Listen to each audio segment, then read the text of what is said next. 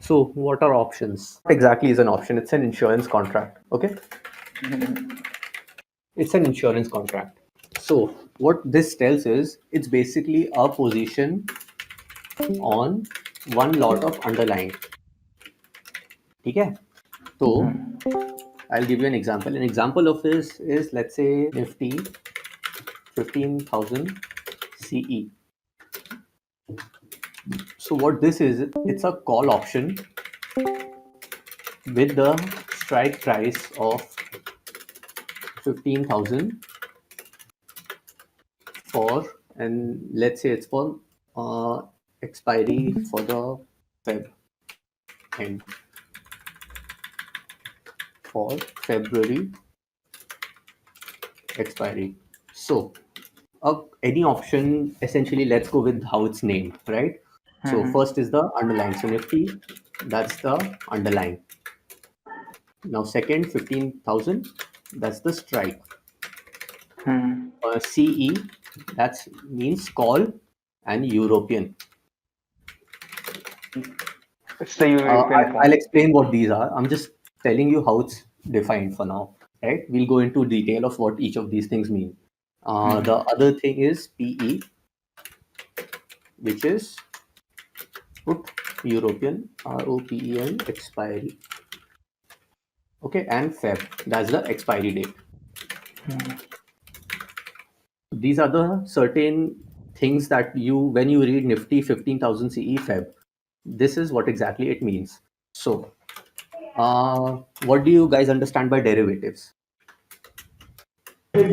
See, derivative is anything that derives its value from its underlying. Yeah, lovely. So, derivative could be, it's essentially a bet, a side bet on some underlying, right? In a way, if you can think about it. So, the price of any derivative will, so if Nifty moves some certain points, so the derivative will move some other X amount of points based on how Nifty moves. So, that's one. So, derivatives won't have their value on their own. It will base their value off whatever is the contract is based on. In this case, Nifty. Another example, I'll just leave an example. So Reliance 2000 CE Feb. So these are just some examples. Now, so derivative is essentially a contract which derives its value from a change in another instrument that it's based on. Okay, put and call options, right? So what is a put option? What is a call option? So call option is essentially, so if I have let's say Reliance 2000 CE Feb, right? What this essentially means is, it's a, let me try to simplify this. It's the right to buy one lot of stocks or underlying at the strike price at expiry. So when I see Reliance 2000 CE Feb, this contract, if I am buying this particular contract, it gives me the right to buy one lot of Reliance, which is 250 shares currently, I think, at rupees 2000 per share at February expiry. Does that make any sense? Yeah. So कुछ confusion हो, किसी को कुछ समझ में नहीं आया तो बताओ. It's fairly straightforward, but I can explain further. So essentially, when I'm buying Reliance 2000 CE, it means that at expiry, no matter where Reliance is at, Reliance could be at 2000, Reliance could be at 4000. I really don't give a shit, right? What I will be like, even if Reliance is at somewhere 2500, for example, right? I couldn't care less if Reliance is here for whatever reason. But if I am holding this particular contract, So I can always essentially buy one lot of Reliance at 2000 rupees a share, no matter where the price is.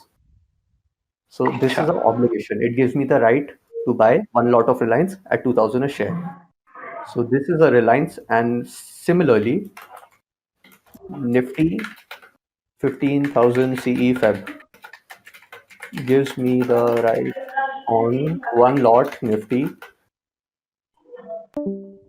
at 15K per unit. Now, I'm not saying shares because there are no shares of Nifty, right? So this is where we'll come to the different types of settlement mechanisms. But before that, let's go to what a put option is.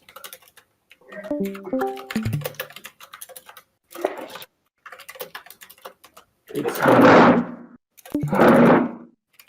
one lot of stocks at the strike price.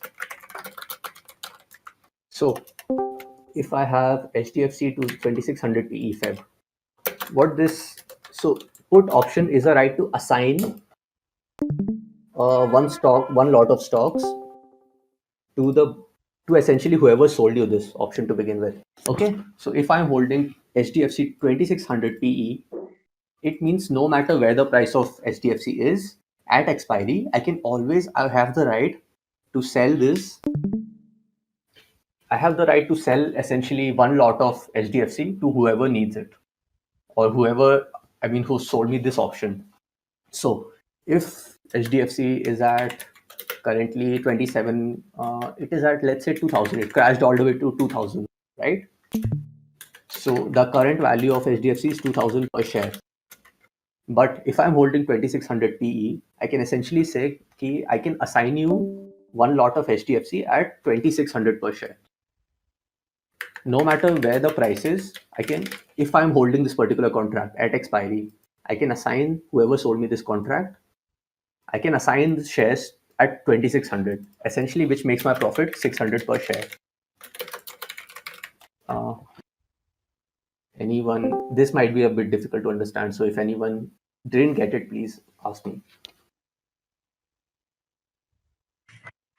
Yeah, man, can you please repeat No, it? I had a The doubt. So one of basically, buying put options is like shorting, right? Yeah. yeah, Over a long period. Yeah, it's actually not shorting. I mean, now these terms like going long, going short, it's basically a speculation part of these contracts, right?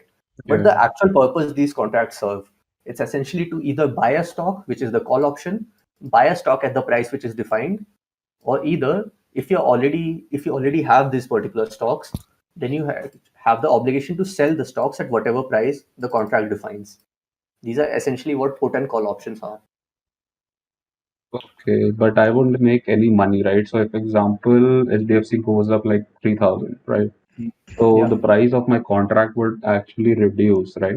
Yeah, it will go to zero essentially over time. Oh, At okay. expiry, it will be worthless, right? This contract is worthless. HDFC is at 3000 a share. Why would you want to sell it to somebody at 2600 a share, right? Yeah.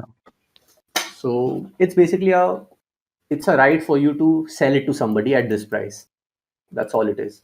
Okay. Now, if the price is below 2600, then it's your insurance. It's protecting you essentially, right? If price goes below this, I at least can be happy that I can always sell it to somebody for 26 a share.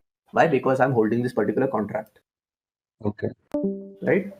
So a call is essentially no matter where the price of Reliance is, Reliance could be 1000. I don't care if I'm holding this contract at the end of February. Given I have the money, I can always buy I can always buy one lot of share at 2000 rupees a share, no matter where the price of Reliance is.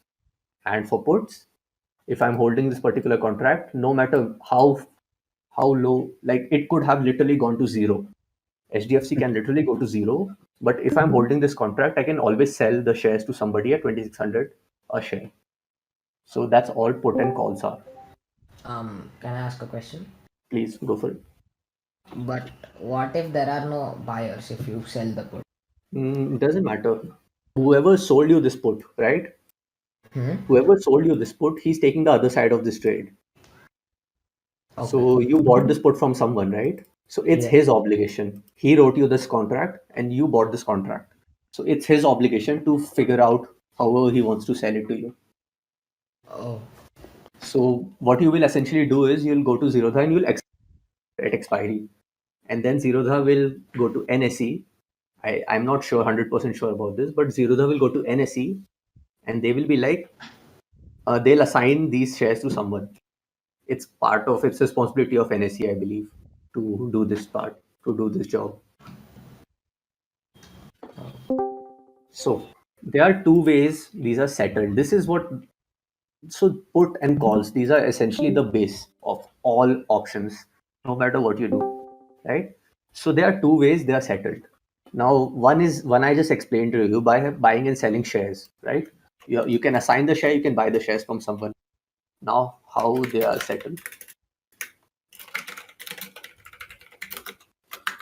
There's two ways they are settled. One is settled in shares, and second, they are cash settled. So, Siddharth, have you shared this file with us, with this document with us? I will eventually. Okay, good. Thank you. I'll improve the formatting because I'm not used to this. I actually wanted to do it in LibreOffice, which I'm used to, but I Okay. was not able to share the screen in such a way that LibreOffice will come in this. So I just moved it to Google Docs. So Cool, how cool. do you? Thank you.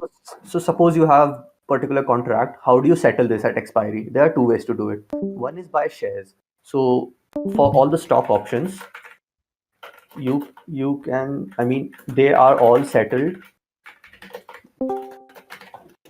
directly in stocks. So if you have the stock puts and calls, right? So you will have to sell or buy options, sell or buy the particular shares based on whatever the contract is, right? So if you're holding a call, you will have to buy one lot of Reliance. And if you're holding a put, you will have to technically assign one lot of shares. So if you want to settle those, then that's how you do it. You essentially should own or you want to take delivery of your shares. Now, second is cash settled. Now, this is for Nifty indices, or let's just say indexes. This is Nifty, Bank Nifty, and Fin Nifty, new edition. So, for these, essentially,